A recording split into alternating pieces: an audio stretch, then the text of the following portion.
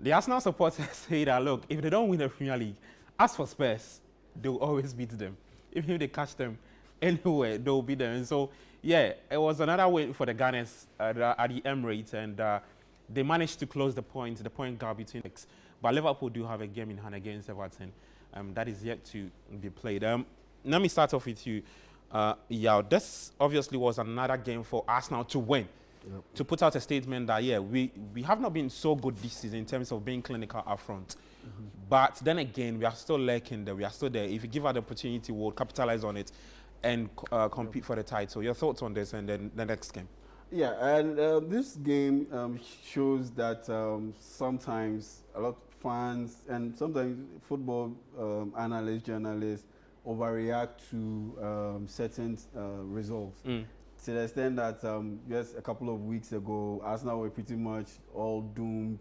Their season was all gloomy, and they weren't going to do anything.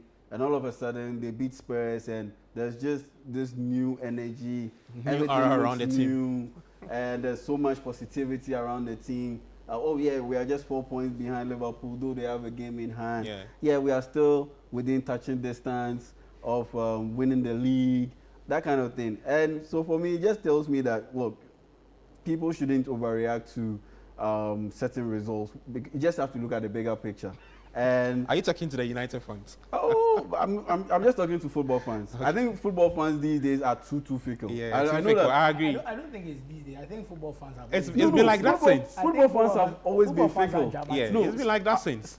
Sports enthusiasts are fickle, dramatic. But I think that these days, because of the, I think it's because of the invention of this social media, it has been enhanced. Like the slightest thing and everything just get blown out of proportion. See, my personal take is that a lot of times fans don't want to get carried away because they are afraid that at the end of the season, someone is going to look through their tweets where they say we are going to win the league, this, and they'll bring it back. And that's where I feel like that's not to cut you. Yesterday, and myself were on radio.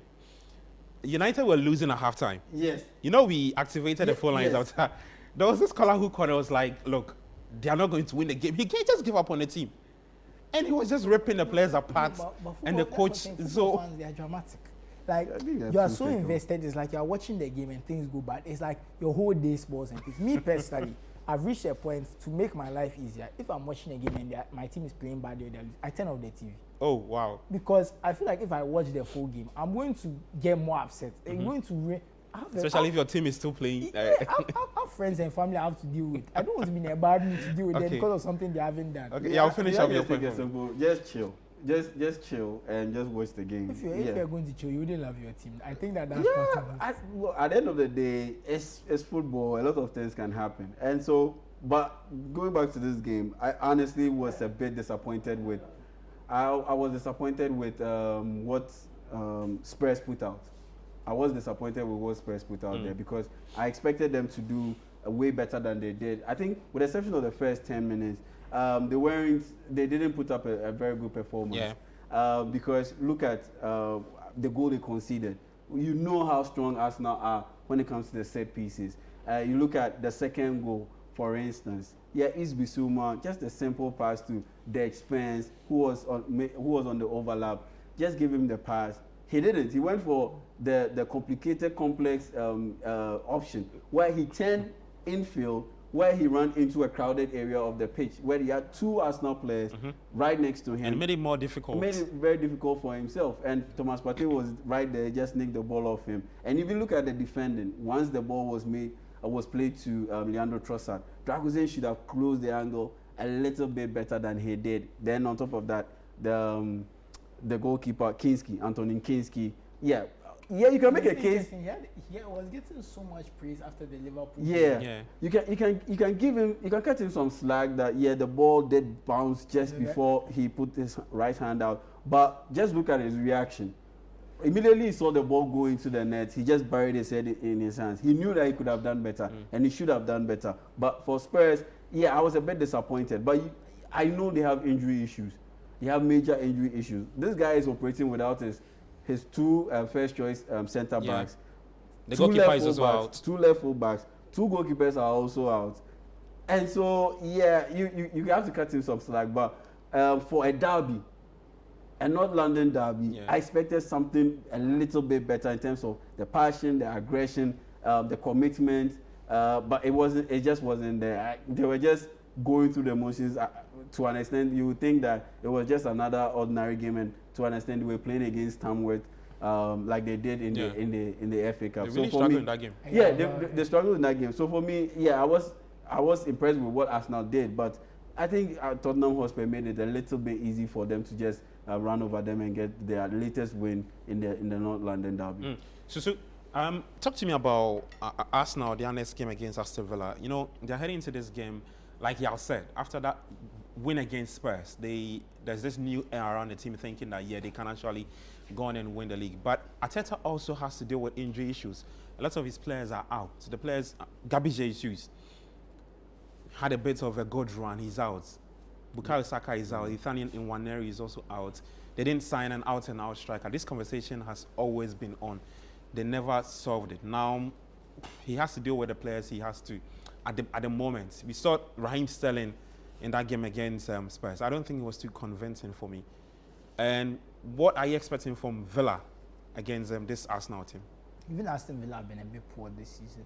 But look, for me, Arsenal are one of the best coached teams in the world. And I'm not saying that to be hyperbolic or anything. I think they are very well coached. They are very solid defensive. They control the game well. I think where they fail, and I'll say this goes back to Arteta, is their recruitment up front. I was doing some research. So up front? Yes. Okay. I was doing some research, and the last player to score 20 goals in all competitions for Arsenal before last season was Pierre-Emerick Aubameyang. Wow. And this was the year they won the FA Cup. So that was Arteta's first year. Yeah. Since that season, it's taken until last season for a player to score 20 goals in all competitions. Let alone, let's talk about 30 goals. So that was 2020, 21? Yes, during COVID. No, that was 2019, 2020. Yeah, 2019, okay, 2020. And even then, so that was, and he only had Aubameyang for half a season. So at the first time Arteta has coached a player to score 20 goals in all of a season was last season.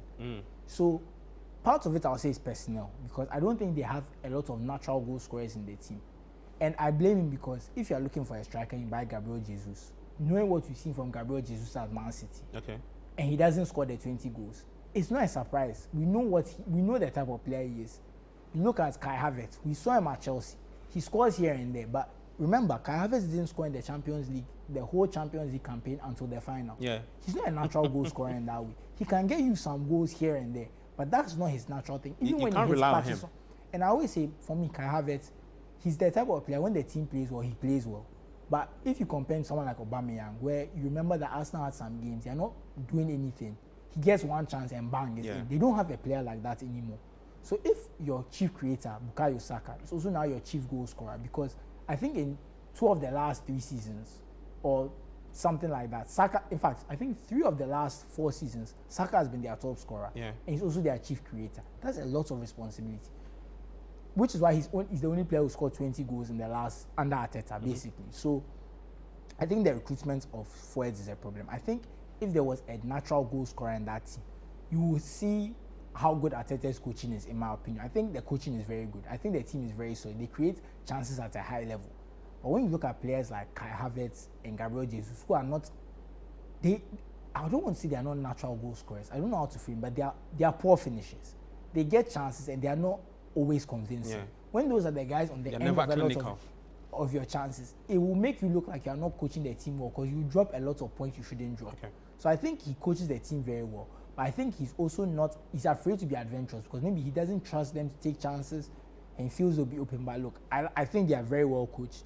But I think the personnel problem is their biggest issue right now. And that's what I'll say is Arteta's fault. Because I think not buying a natural goal scorer, you've been coached for about, he became coach in December 2019. Yeah. So this is what? His about fifth season. This is like 5 years now. Yeah. You've not bought a natural goal scorer.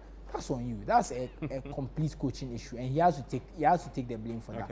Luckily for him, Villa are not playing too well. They're not in great form, but Oli Watkins seems to be picking up. The goals seem to be coming back. The assists seem to be coming back. So you are going to catch a Villa team who are very dangerous on their day when their striker is picking up form.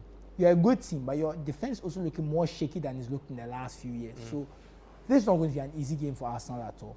I still think they are favourites, but it's going to be a very difficult game, and especially without your best player in Bukayo Saka. It's going to be a long few months. But if they can keep within 3-4 points of Liverpool until Saka comes back, I think they are still in the title race. But I expect them to drop back. I expect them to drop points and Liverpool to increase their gap back to like 6-7 points. And by the time Saka comes back, I think it will be too late. But hopefully they'll be able to keep it up because I want to see an interesting title race because I just don't think Nottingham Forest have the stamina to also to go on a title race.